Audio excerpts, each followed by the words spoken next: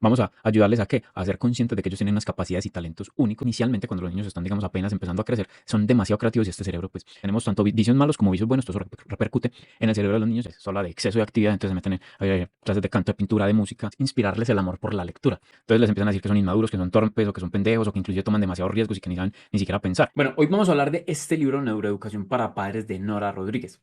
Nora Rodríguez es una argentina que nació en Buenos Aires y es una de las referentes mundiales en innovación pedagógica. Viene escribiendo y hablando de neuroeducación desde hace mucho tiempo. Y pues en este libro básicamente lo que nos dice es que, por ejemplo, nuestros hijos se educan mucho más fácil y aprenden mucho mejor si se educan en sintonía con su cerebro. Por eso mismo el libro habla de neuroeducación. Neuroeducación no solamente cuando, digamos, ya tienen un razonamiento los niños, sino que desde muy bebés, cómo entender el cerebro y la evolución de nuestros hijos para educarlos más en sintonía con ese cerebro, que no solamente, por ejemplo, con la inteligencia matemática y la inteligencia lingüística, como digamos en la educación tradicional, sino que también es importante tener ahí esas inteligencias múltiples, por ejemplo, de Garner, que también está la musical, la visual, la espacial, la kinestésica, bueno, un montón de cosas que vamos a ir viendo en el resumen. Bueno, neuroeducación para padres, como te decía, es educar en sintonía con el cerebro del niño. Cuando digo niño no hablo solamente de hombres, sino de niñas y niños, obviamente. Básicamente lo que trata es que debemos enseñarle, por ejemplo, a los hijos empatía, a meditar. Y esto es educar con lo que el niño es. Es decir, vamos a hablar más que todo del ser y no solamente, digamos, de la lógico-matemática, que es la que más se enseña, digamos, en las pedagogías tradicionales. Sí, a veces se enseña un poquito de arte, un poquito de música, pero no en todos los colegios o escuelas, por ejemplo, o ni siquiera en las propias casas. Entonces, tener en cuenta que hay múltiples inteligencias que todos tenemos como adultos y pues obviamente a los niños deberíamos ayudarles a descubrir y practicar esas habilidades basadas en esas múltiples inteligencias que todos tenemos. Vamos a ayudarles a qué? A ser conscientes de que ellos tienen unas capacidades y talentos únicos y que van a ir descubriendo con el tiempo. Bueno, en el capítulo 1 trata de que nuestros hijos tienen un único modo de aprender. Dice que cada cerebro aprende a su modo, no solamente el de los niños, sino inclusive también el de nosotros los adultos. Cada niño necesita, por ejemplo, moverse, bailar, dibujar, interactuar y necesita hacer esto incluso mucho antes de hacer, digamos, algún deber o alguna tarea, no solamente escolar, sino también, digamos, de la misma casa. A veces tienen deberes en su casa. Entonces muchas veces escuchamos que les dicen a los niños, quédese quieto para que coma, quédese quieto para que haga sus tareas. Y no necesariamente hay que obligarlos a que se queden quietos porque ellos son seres en movimiento, a ellos les gusta bailar, dibujar, les gusta hablar con las personas, aquí por eso habla de interactuar. Entonces, no necesariamente una persona que haga esto, un niño que haga esto es inquieto y no va a poder concentrarse, sino que antes todo lo contrario, necesita hacer eso para concentrarse en sus habilidades y de ahí ir desarrollando lo que tiene que hacer. Y no necesariamente el ser creativo o el tener todas esas habilidades es un déficit, porque muchas veces de pronto buscan, no, es que no se queda quieto para trabajar, no se queda quieto para hacer algo, no necesariamente es que deba quedarse quieto, sino que esa es la forma en la que se expresa. Ahora, entonces dirán, bueno, entonces, ¿cómo se les enseña? Pues ellos cómo aprenden. Entonces, tenemos que nosotros mismos enseñarles y guiarles a diseñar, por ejemplo, planes de trabajo. ¿Para qué? Para que ellos mismos se organicen y puedan integrar esa creatividad o todas esas ganas de dibujar, de bailar, a lo que tienen que hacer, haciendo, por ejemplo, tarea una vez por tarea. Entonces, por ejemplo, puede, digamos, dibujar antes y se le dice, bueno, dibuja un ratico, luego ven y termina esta tarea, vuelve y dibuja o vuelve y baila y van haciendo así de a uno. Entonces uno los va guiando porque si no, pues obviamente ellos no van a saber cómo aprovechar esa creatividad que tienen con lo otro que tienen que hacer. Entonces, por eso dice que breves planes de trabajo continuo, lo que ya sabe, cómo lo puede aprovechar. Entonces, por ejemplo, ya sabe hacer X cosa de cierta materia o de algo en la casa. Entonces, cómo puede aprovechar lo que ya sabe para hacer cosas nuevas. Y cuando está estudiando, cuando esté obteniendo aprendizajes nuevos, hay que detectar el cómo se siente, se le puede preguntar cómo te sientes. Sientes que estás aprendiendo, necesitas repasar mucho más. ¿Para qué? Para saber él mismo incluso qué piensa. Puede que él diga, no, es que esto me cuesta mucho, o no soy capaz de aprender, o no sé cómo aprenderlo. Entonces, para ver él mismo cómo se siente con esos nuevos aprendizajes. También hay que enseñarles a qué, a dividir problemas en partes. ¿Por qué? Porque obviamente puede haber un problema enorme y pues digamos que en partes puede ser más fácil de digerirlo o de irlo resolviendo. También hay que dejarle que imagine soluciones. Acá dice ayudarle a ir hacia atrás, es decir, bueno, ¿cuál crees que sería la solución y cómo crees que puedes llegar al problema desde la solución? Ayudarle a crear lluvias de ideas para las posibles soluciones. Usar analogías con aprendizajes anteriores, como te decía anteriormente, pues si ya sabe algo, cómo se puede utilizar eso que ya sabe para que aprenda cosas nuevas. Ahora, cada cerebro, inclusive no solamente el de los niños, sino obviamente el de los adultos también, tiene dos hemisferios que de pronto ya obviamente hemos visto mucho, no solamente en este libro, sino en varios. Tiene un hemisferio izquierdo que es el de la razón, todo lo que tiene que ver con lenguaje verbal, todo lo que es con la lógica, lógica, aritmética, razonamientos de problemas. Y pues este hemisferio izquierdo es tan importante como el hemisferio derecho. De hecho, mucha gente cree que en los colegios, que si no son buenos en matemáticas o, por ejemplo, en español o comunicándose, entonces van a ser malos estudiantes. No, resulta que el creativo inclusive es tan importante como el de la razón, sino que inicialmente cuando los niños están, digamos, apenas empezando a crecer, son demasiado creativos y este cerebro pues se estimula mucho y por eso es que este cerebro creativo se habla de que es el de los sentimientos, las sensaciones, las intuiciones, las habilidades visuales y sonoras. Entonces ellos inicialmente obviamente son muy creativos y mucho de eso. Obviamente uno al principio no ve un niño todo razonando, no. Vamos a ver cómo lógicamente vamos a resolver este problema. No, ellos inicialmente son mucho más creativos, pero obviamente los dos cerebros se van estimulando. Entonces para estimular el cerebro izquierdo se utilizan, por ejemplo, rompecabezas, crucigramas, sudokus, sopa de letras, obviamente dependiendo la edad. En el resumen, en el texto en el PDF te puedes ver más o menos las edades, porque obviamente para un rompecabezas para un bebé de 3 meses, pues inicialmente no. Listo. Ahora, el cerebro derecho, el creativo, también se debe estimular y se estimulan de formas como más visuales, entonces como dibujar, colorear, digamos bailar, danzar, pintar, ¿cierto? Ese tipo de cosas hace que se estimule el derecho. Y de hecho, en el libro dice que no solamente por hacer estas actividades se está estimulando solamente el derecho, incluso haciendo estas actividades también se estimula el derecho. Es decir, ambos cerebros se estimulan al tiempo. Ahora, el cerebro creativo, por ejemplo, muchos, como yo, soy ingeniero y a veces nos cuesta ser un poquito creativos. La lectura también nos ayuda a ser un poco más creativos, nos ayuda a expresar emociones. De hecho, en el libro habla de cómo irles introduciendo la lectura o cómo irles leyendo a los niños para que ellos ayuden, por ejemplo, no sé, la emoción de la rabia. Entonces, un libro que hable de la rabia, cómo se expresó el personaje, etcétera, etcétera. Y eso también les ayuda a ellos a expresar esas emociones. Y por supuesto, la música también es importante que la escuchen y que la practiquen para estimular ese cerebro creativo. Bueno, los dos hemisferios, ambos hemisferios, pues desde chiquitos, por ejemplo, hay algunas actividades que, por ejemplo, como gatear, como las rutinas o hacer cosas con las manos y tocar instrumentos, pues estimulan no solamente, como te decía, un cerebro, sino ambos. ¿Por qué? Porque el gatear, pues obviamente están los movimientos, ahí tienen que coordinar, tienen que meter un poquito de razón y pues obviamente también los sentimientos, porque sienten, digamos, cómo está el piso, como las sensaciones de cuando ellos gatean. Ahí se estimulan los dos cerebros, como dice el libro. Bueno, acá dice que los cerebros y los niños necesitan mucho contacto social. Dice que ojo con el tiempo en pantallas porque esto disminuye mucho sus capacidades cognitivas. No sé si han visto niños que mantienen muy pegados a las redes sociales, a los computadores y cuando van a hablar, digamos, a una reunión familiar o social, son como los más callados, se les nota la timidez e inmediatamente como que evitan las personas y quieren, como dicen, encerrar a un lugar donde tengan las pantallas. Incluso habla de que esas personas, si usted les habla por chat, así estén, digamos, en la misma casa, se comunican mejor que si se comunicaran personalmente. Entonces hay que tener mucho cuidado con esto.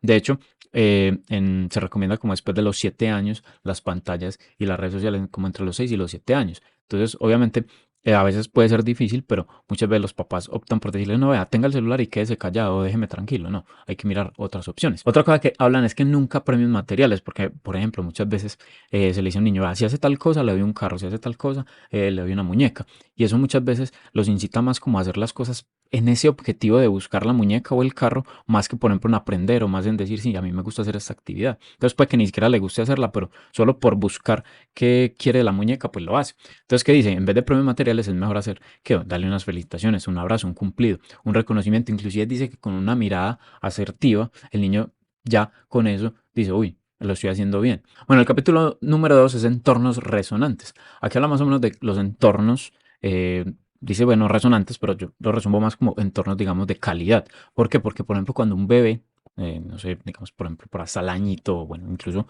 casi que cuando es mucho más independiente en temas de alimento, de que si se calma o no, de sonreírle, de hablarle suave, de mirarlo a los ojos. Estas son muchas necesidades de, obviamente, de un bebé recién nacido. ¿Por qué? Porque él todavía no sabe por qué está llorando, todavía no sabe cómo, digamos, sus esfínteres, ¿cierto? Él simplemente hace las cosas y pues nosotros como adultos atendemos esas necesidades. ¿Por qué? Porque generan momentos de empatía con el bebé, conecta con el cerebro derecho del bebé y pues también le dice, hombre, hay alguien que me está cuidando, hay un entorno tranquilo para mí, que si yo lloro me calman, si tengo hambre pues me dan obviamente comer, si estoy, no sé, molesto, alguna cosa me sonríen, me hablan tranquilidad, me hablan con tranquilidad, entonces es un entorno tranquilo y de calidad para el bebé. En esos entornos resonantes también habla de que pues obviamente es ideal transmitirle felicidad a los bebés o a los niños y no solamente pues cuando son bebés sino toda la vida, pero dice que pues, para transmitir felicidad hay que ser feliz, ¿cierto? Pues uno no puede transmitir algo de lo que no es o de lo que ni siquiera siente. Dice que todo lo que hacemos repercute en el cerebro de los niños, todo, absolutamente todo. Entonces, si usted grita, eso repercute en el cerebro de los niños. De hecho, el gritar, hay muchos artículos por ahí que hablan que pues un niño que se le grita mantiene estresado, ¿cierto? Entonces, todo lo que hagamos, si nosotros tenemos tanto vicios malos como vicios buenos, todo eso repercute en el cerebro de los niños, ya que pues obviamente ellos actúan por imitación y pues quiénes son, digamos, el ejemplo, pues obviamente nosotros. Habla de que, bueno, cuando una madre, por ejemplo, está en embarazo, pues que también es importante cuidarla a ella, porque cuidar sus emociones, cuidar que, por ejemplo, no se estrese mucho. ¿Y por qué? Porque ese es el ambiente del bebé, lo que la madre siente, lo que la madre puede expresar también como rabia y cómo se alimenta la madre. ¿Por qué? Porque ese es el ambiente del embrioncito hasta que nace, obviamente. Y resulta que en esos ambientes resonantes hay una etapa en lo que pasan, digamos que todos pasamos por ahí, y es en la etapa de los por qué es esto y del no. En todas esas etapas, por ejemplo, acá uno puede descubrir que cuando están preguntando por qué es esto, para qué sirve, pues ahí está, digamos que el cerebro izquierdo en todo su furor y está, pues, digamos que razonando demasiado, ¿cierto? Eso no está mal. Y los del no, entonces es porque a veces, digamos, están un poquito confundidos que cuando ellos quieren decir no, puede que realmente estén queriendo decir que sí. Y esto pasa mucho, por ejemplo, antes de los 2 años, cuando, digamos que no saben, digamos, cómo saber si quieren o no quieren realmente las cosas, pero cómo expresarlo verbalmente. Entonces, se recomienda que antes de los 2 años no les demos muchas cosas a escoger, por ejemplo, entre 2 o 3 cosas y ya. Porque claro, si usted coge, por ejemplo, 10 carros, bueno, ¿cuál de estos quiere? Entonces, eso empieza como a crear confusiones. Listo, el capítulo número 3 es descubriendo talentos. Nosotros como padres creo que muchas veces decimos, ay, sí, claro, yo quiero que mi hijo sea talentoso, quiero que sea el mejor en X o Y o Z cosa. Resulta que en ese descubrimiento de talento, nosotros como padres, a veces inclusive cansamos a los hijos. ¿Por qué? Porque les damos actividades extraescolares, solo de exceso de actividad, entonces se meten en clases de canto, de pintura, de música, de natación, de inglés, de español, no porque eso sea malo, sino porque también los sobresaturamos. Digamos que vienen de una rutina, por ejemplo, de lunes a viernes en un colegio, en una escuela, y todo el sábado y el domingo mantienen otras actividades. No que sea malo, sino que también hay que mirar cómo ver cuáles son las que realmente los motiva y no solamente que mantengan cansados por estar haciendo cosas y pues obviamente mantienen estresados en la casa porque mantienen cansados de estar haciendo actividades. Bueno, dice que los talentos del niño se logran cuando el niño mantiene entusiasmo por aprender, es decir, no solamente hacer las cosas por hacerlas, y pues mantiene también pasión por hacer lo que está haciendo. Entonces, claro, si usted no mete en una actividad que ni siquiera le gusta, que ni siquiera le apasiona, pues la está haciendo porque se siente obligado porque el adulto lo manda, pero ni siquiera le apasiona y no la hace con entusiasmo. Hay que tener mucho cuidado pues, también porque hay, digamos, escuelas, colegios o centros educativos, como lo quieras llamar, que digamos no están dedicadas a ni siquiera ese tema de la pasión. Entonces dice que son aulas prisioneras del talento. ¿Por qué? Porque es una educación tradicional que ni siquiera se preocupa por los talentos o por las habilidades de los niños. Simplemente les dan matemática, español, lenguaje, les dan eso y no importa si ellos son talentosos para el fútbol, no importa si son talentosos para la música, para el canto. ¿Por qué? Porque ni siquiera puede haber en esos colegios o en esas escuelas ese tema de, por ejemplo, el inicio del juego. El juego es muy importante. Hay escuelas que simplemente lo sientan en un pupitre y no juegan mucho, sino que solo juegan en los descansos, supuestamente. Entonces, bueno, es importante eso, es importante enseñarles a meditar y es importante tener actividades al aire libre. Claro, obviamente hay escuelas que son tremendos edificios, muy bonitos, pero es digamos que un montón de cemento más, no tienen ni siquiera un arbolito, algo así al aire libre que los saque como del encierro, por decirlo así. Es muy importante para los niños. Si es importante para uno como adulto, ahora imagínese, pues para un niño. Dice que antes de ir a las aulas debemos brindarle un entorno adecuado en nuestras casas que pues él pueda experimentar. Es decir, obviamente cuando él va a ir a una aula, pues allá va a encontrar, por ejemplo, lapiceros, tijeras, colbones, cosas, y pues si usted en la casa no lo deja experimentar con cosas, pues obviamente va a llegar a un entorno muy extraño cuando se encuentre en un aula. Y lo mismo que facilitar experiencias al aire libre. ¿Por qué? Porque, bueno, si usted definitivamente no encuentra o no puede estar, que su hijo esté en una escuela que tenga cosas al aire libre, que experimenten actividades al aire libre, pues usted también debería dárselas o que las experimente antes de que llegue, por ejemplo, a una escuela. Una forma de que el talento salga o brote en los niños es nunca interrumpirlos cuando ellos estén abstraídos o concentrados en una actividad. Uno muchas veces ve que ellos se quedan como, no sé, por ejemplo, cogen unos bloques de madera y están haciendo cosas ahí y como que si el mundo se les hubiera tildado y ellos están ahí en su mundo. Hay que dejarlos tranquilos, a ver ellos qué hacen, simplemente observar, a ver qué talento puede resultar de ahí. Bueno, acá también habla mucho de que los talentos es evitar mucho el tiempo en pantalla, sobre todo, pues, como te decía, como iniciando como hasta los 7 años más o menos. ¿Por qué? Porque eso, digamos que no va a mejorar el talento de un niño, simplemente va a estar esclavizado a un celular y ya, no hay movimiento, no hay más nada que movimiento de ojos y movimiento de manos. Entonces, eso no es un potencializador de talentos. ¿Por qué? Porque es mejor lo que dice aquí, la socialización con las personas incluso de su edad. Entonces eso mejora aprendizajes, talentos, forma de comunicarse y todo eso que hablamos anteriormente. ¿Por qué? Porque son niños que, pues sí, son muy buenos para manejar computadores, celulares y todo eso, pero ni siquiera son capaces de conversar con las personas. ¿Qué vamos a enseñarle a los niños para desarrollar talentos? Entonces, empatía, altruismo, el enseñarles a compartir. Obviamente a veces es complejo que los niños compartan, pero hay que enseñarles a compartir. Hay que enseñarles a ayudar a los demás. Y las equivocaciones, obviamente, como todos ser humanos se va a equivocar, pero hay que enseñarles que eso es parte del proceso y nunca mostrarle pues que se equivocó, que la embarraste, no, simplemente mejor guiarlo y hacerle preguntas de, bueno, listo, eso pasó, ¿qué podrías hacer ahora? Y quizás eso hace que diga, bueno, sí, pudiera haber hecho esto, esto, otro, y de ahí en adelante pues parten muchos aprendizajes. Como decíamos ahorita, cuando un niño encuentra su talento, nos damos cuenta, ¿por qué? Porque pasa demasiadas horas ensayando lo mismo. Hay que tener en cuenta que un talento es algo muy diferente a una habilidad. Una habilidad es la capacidad de hacer algo. Entonces él tiene la habilidad de, no sé, por ejemplo, de hablar. Y un talento es algo que genera muy poco desgaste de energía. O sea, digamos, por ejemplo, Messi. Messi es un gran jugador de fútbol. Él tiene un talento y una habilidad, porque o sea, el talento es que, o sea, eso, el mero hecho de jugar fútbol, pues para él es como, pues como que no le gasta mucha energía. O sea, el mero hecho de ser tan habilidoso en eso, pues no recalca pues que él tenga como que dedicar mucho tiempo para ser tan hábil como lo es. ¿Por qué? Porque es un talento que inclusive es innato. Entonces él gasta muy poca energía y por ejemplo hay otros futbolistas pues que para que sean tan habilidosos como él, pues ya no es un talento, sino que sí necesitan gastar mucha energía, entonces necesitan entrenar mucho, necesitan levantarse más temprano, necesitan entrenar mucho más que él, por ejemplo. ¿Por qué? Porque quizás tienen la habilidad de jugar fútbol, pero no son tan talentosos como él, entonces ahí sí gastan mucha energía. Se puede ser, por ejemplo, un ejemplo. Y pues una habilidad, pues obviamente genera esfuerzo, práctica y repetición, como te decía. Entonces, claro, el que no es, tiene ese talento como lo tiene Messi para jugar fútbol, pues obviamente le requiere más esfuerzo, más práctica y repetir y repetir y repetir, ¿cierto? Obviamente tiene la capacidad de hacerlo, pero quizás no tan fácil como por ejemplo Messi. Capítulo número 4 es la creatividad hace felices a los niños. ¿Por qué? Porque los niños son curiosos, todo el tiempo están haciendo cosas, pasan rápidamente al acto, o sea, no son como nosotros como que decimos, ay, yo quiero hacer tal cosa y nosotros nos pensando, y si lo hacemos? ¿Será que sí? ¿Será que no? No. Ellos casi que prácticamente dicen, ay, quiero hacer esto y pum, de una lo hacen, uno como que, uy, como que ni la pensó para hacerlo y es verdad, y eso no está mal. ¿Por qué? Porque nosotros como padres debemos ver el mundo como ellos lo ven, desde su perspectiva, entonces no está mal que ellos lo hagan así, tenemos que estar es muy observadores, inclusive aquí dice que nosotros deberíamos ser creadores de contextos seguros, porque ellos pasan rápidamente a hacer eso que quieren hacer, no, como dicen, ni siquiera literalmente la piensan, ¿por qué? Porque todavía no son tan razonables como nosotros y no está mal, sino que nosotros como padres debemos propiciar espacios que inclusive los dejen ser creativos, que puedan explorar. Obviamente dentro de los límites de su edad, ¿cierto? Obviamente tenemos que estar pendientes, pues que no se vayan a cortar, que no se vayan a coger cosas que van a afectar esa creatividad de ellos. ¿Por qué? Porque entonces vamos a estar diciendo, vea, cuidado con eso, vea, no sé qué, no. En vez de estar mirando y decir, vea, cuidado, cuidado, cuidado, cuidado, no. Simplemente generemos que el entorno sea el adecuado para que ellos desarrollen toda su creatividad tranquilamente. En esos contextos seguros, pues hay que darlos que ellos se sientan libres, como te decía, en vez de controlarlos. ¿Por qué? Porque si pues lo estamos controlando, pues ellos, obvio, pasan rápidamente al acto, pero uno los detiene. Entonces, pues obviamente ahí no hay ni felicidad y no le estamos ayudando a desarrollar su creatividad. La creatividad, por ejemplo, de ellos en casa, hay que tener en cuenta que hay un nuevo orden, ¿cierto? Las cosas para ellos, para nosotros tienen un orden incluso muy lógico, muy racional, para ellos no. Entonces hay que entender que ellos ponen las cosas donde quieren, hay que ayudarles y ver qué es lo que están haciendo y quizás se puede guiar y pues volvemos a poner las cosas como estaban antes. Simplemente debemos entender que ellos tienen un orden muy diferente en la cabeza de las cosas. Acá enseñan que se puede jugar con ellos a cómo se resuelve tal vaina desde los 5 años, es decir, ayudarles a pensar cómo pueden resolver cosas o para qué sirve cierta cosa que quizás no conozcan.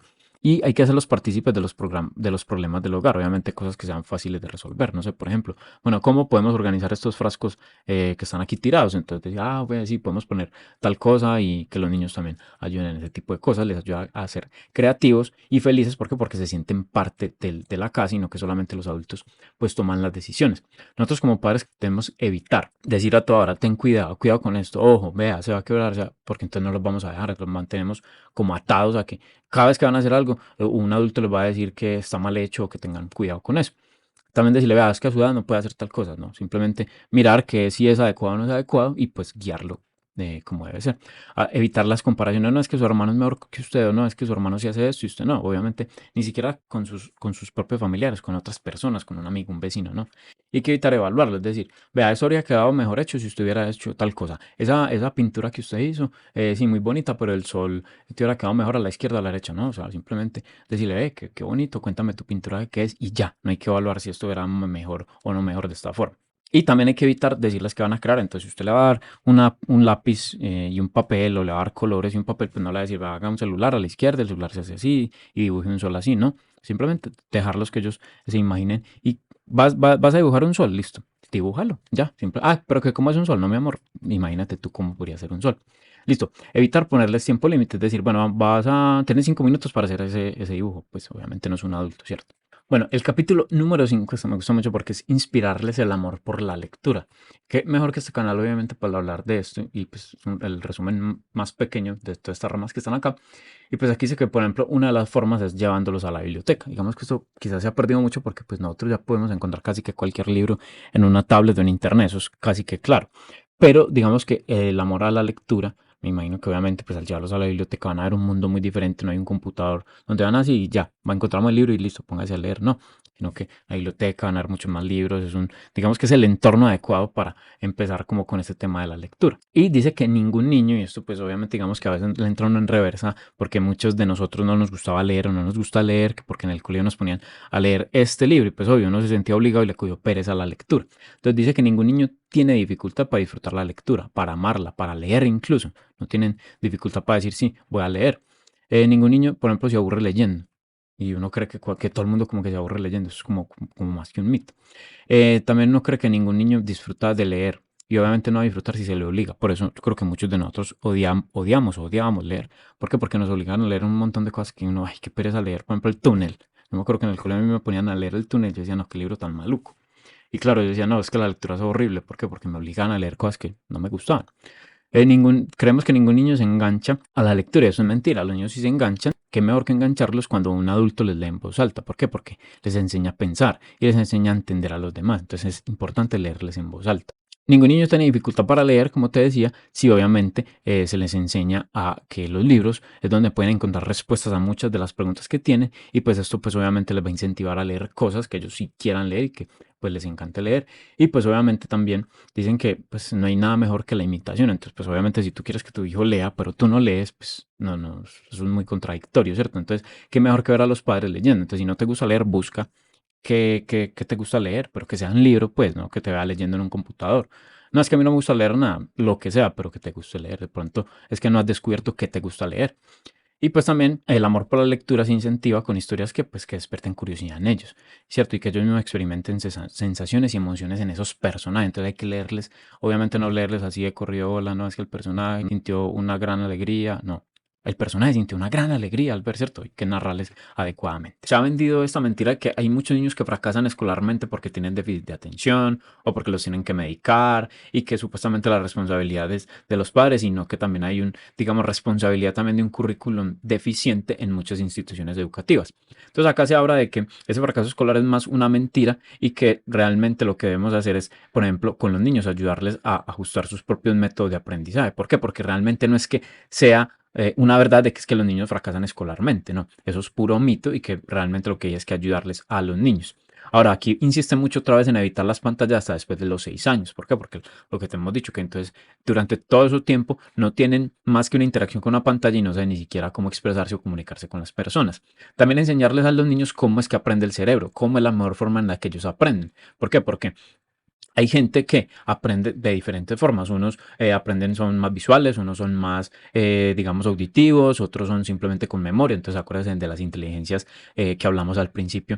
Hay que enseñarles que para aprender también se necesita dormir bien, que también hay técnicas, por ejemplo, como la Pomodoro, que se hacen estudios prolongados, digamos, se estudia, se descansa 5 minutos, se estudia por otros 20, se descansa 5 y así. Es una de las técnicas, que también, por ejemplo, hay aprendizaje espaciado, ¿cierto? Donde, digamos, se aprende un tema y se repite, por ejemplo, a los 2 días y vuelve y se repite al día, así hasta que se más o menos se va aprendiendo. Hay que enseñarles también que es que existe lo que se llama la memoria a largo plazo y la de corto plazo, ¿cierto? También debemos nosotros aquí nunca, y esto sí hay que hacerlo como que enfáticamente, nunca criticarlos, tampoco ridiculizarlos, por ejemplo, si hacen preguntas que, por ejemplo, usted me dice, es que son preguntas estúpidas. No, antes hay que enseñarles que es que realmente nunca hay ninguna pregunta estúpida, para que se aprendan a preguntar y a explorar por ellos mismos. Y tampoco debemos irnos al extremo, y nosotros como padres tampoco un mensaje que son supremamente inteligentes, no es que eres el más inteligente del mundo, eres lo más hermoso que hay en este mundo, no, o sea, nunca ese tipo de mensajes como extremos, ¿por qué? Porque no es real.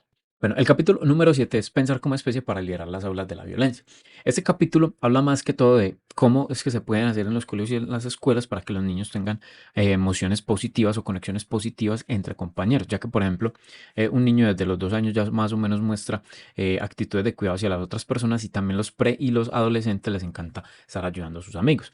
Entonces, aquí además de eso, también habla de unos tips de lo que podemos hacer nosotros, tanto como padres como en las escuelas.